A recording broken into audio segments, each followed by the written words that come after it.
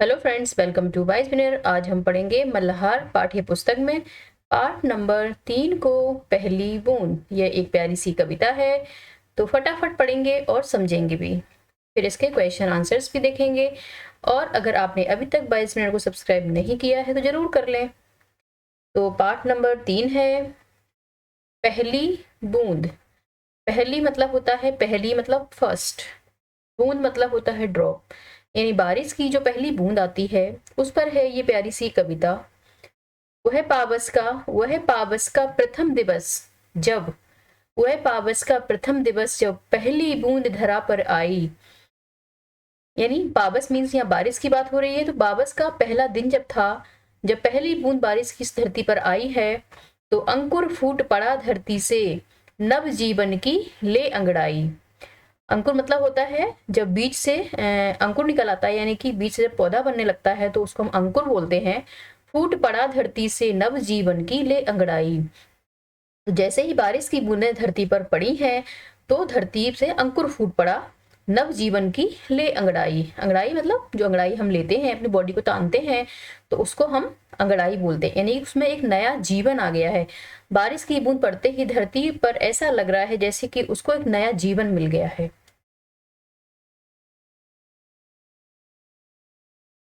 धरती के सूखे अधरों पर धरती के सूखे अधरों पर गिरी बूंद अमृत सी आकर।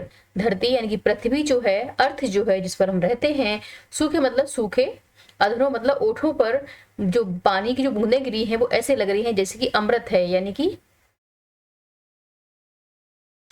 वसुंधरा की रोमावली सी हरी दूब पुल की मुस्काई। वसुंधरा मतलब धरती होती है, रोमावली सी हरी दूब पुल की मुस्काई। दूब मतलब एक हरी घास जो होती है उसको हरी दूब बोलते हैं। पुल की मुस्काई यानी जैसे ही उस पर बारिश की बूंदें पड़ी हैं तो वो भी मुस्कुरा उठी है। पहली बूंद धरा पर आई। जैसे ही धरती पर पहली बारिश की बूंदें आई हैं, धरा मतलब धरती पर आई। आसमान में उड़ता सागर लगा बिजलियों के स्वर्णिम पर। आसमान में उड़ता सागर लगा बिजलियों के स्वर्णिम पर, बजा नगाड़े जगा रहे हैं बादल धरती की तरुणाई। पहली बूंद धरा पर आई। यानी आसमान में सागर, ऐसे लग रहा है कि जैसे कि आसमान में सागर उड़ रहा हो। सागर यानी कि समुद्र जो होता है उसकी बात हो रही है। लगा बिजलियों के स्वर्णिम पर, जो स्वर्ण मतलब सोने के, बिजली को तो सोने के पंख लग गए हैं जैसे कि, और नगाड़े बजाने में लग रहे हैं। यानी कि जब बिजली कड़कती है, बारिश बहुत तेज होती है, तो थंडर स्टॉर्म होता है तो नगाड़े बजते हैं, ऐसे लग रहा है। बादल धरती की तरुणाई। बादल और धरती दोनों ही अपनी तरुणावस्था में आ गए हैं, यानी कि यंग हो गए हैं इतने ज्यादा, उनमें जुनून जोश आ गया है। पहली बूंद धरा पर आई। जैसे ही पहली बूंद धरा पर आई है तो ये सारी प्रक्रियाएं शुरू हो गई हैं। नेक्स्ट मूव करेंगे। नीले नैनो सा ये अंबर, नीले नैनो सा ये अंबर, काली पुतली से ये जलधर। नीले यानी कि नीला जो आसमान होता है, उसके नयन मतलब आंखें होती हैं। नीले नैनो सा ये अंबर, काली पुतली से ये जलधर। नीले मतलब नीले कलर की बात हो रही है कि गहरे नीले आकाश को नीले नैनों के समान और काले बादलों को उनकी काली पुतलियों के समान देखा जा सकता है।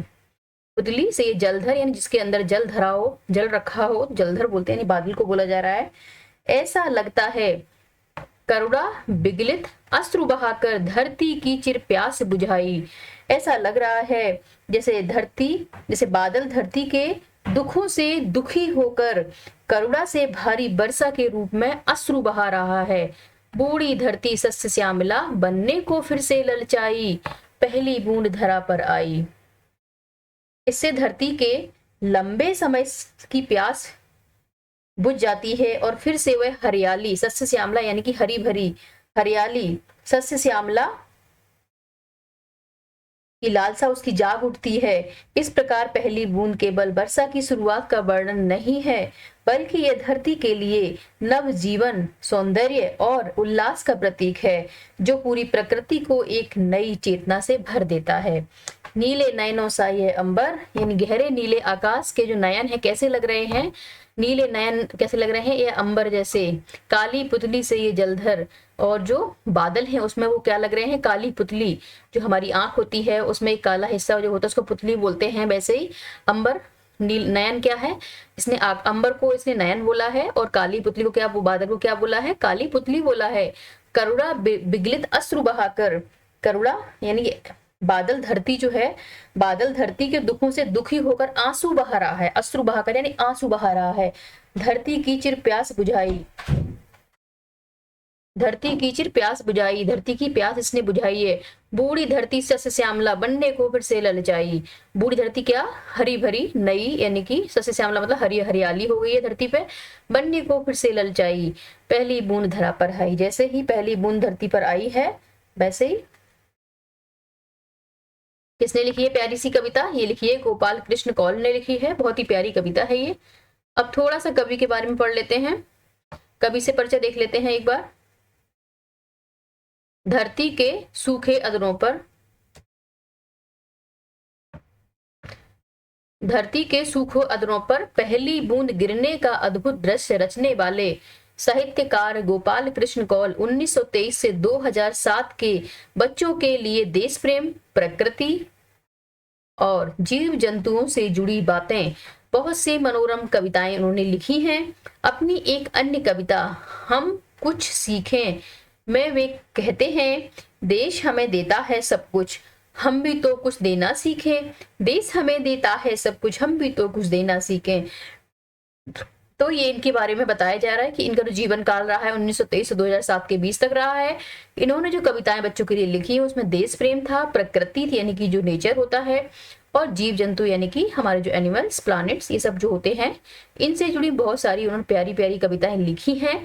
और एक कविता इनकी हम कुछ सीखें में उनका एक जो मेन कोटेशन है उसको यहाँ पर दर्शाया गया है।